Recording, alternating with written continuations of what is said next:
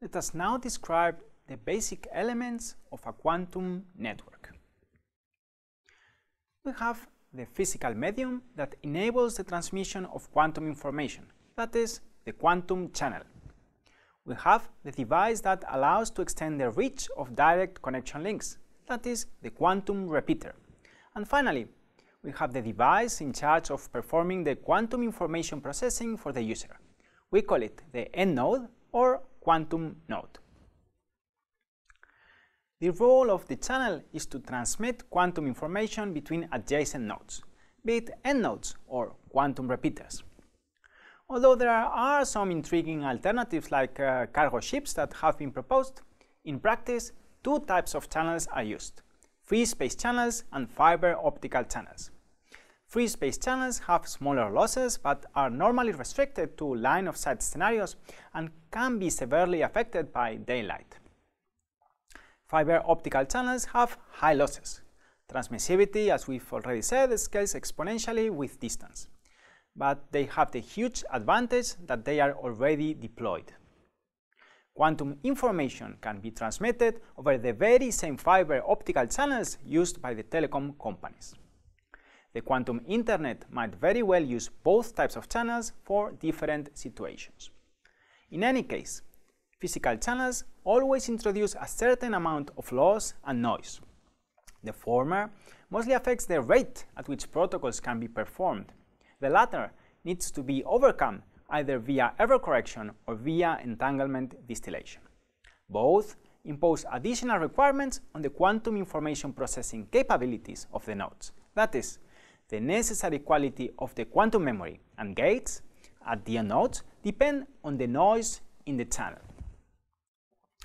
Quantum repeaters are necessary both for ground as for satellite communications.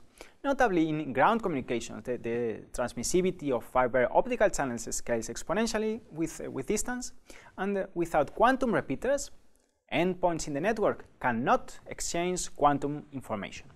In consequence, there is no truly quantum protocol that can be performed. The partial exception is quantum key distribution, if one is willing to trust all intermediate nodes. One might naively expect the repeaters to be a simple device that boosts power or amplifies the signal. However, quantum information cannot be copied or naively amplified.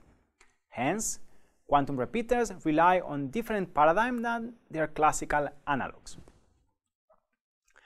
The quantum internet of the future will have a full-fledged quantum computer sitting at each node. And indeed, we already know of applications that benefit from these extreme resources. However, most applications of the quantum internet do not require a quantum computer at each node. In fact, many applications require resources as simple as the capability to prepare a small number of single qubit states and the ability to measure in two different bases.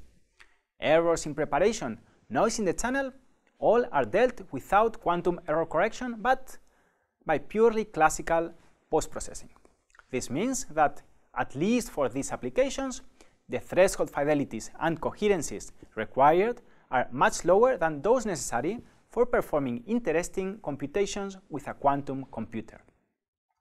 The reason why quantum internet protocols can outperform classical communication with such relatively modest resources is due to the fact that their advantages rely solely on inherently quantum properties, such as quantum entanglement, which can be exploited already with very few qubits.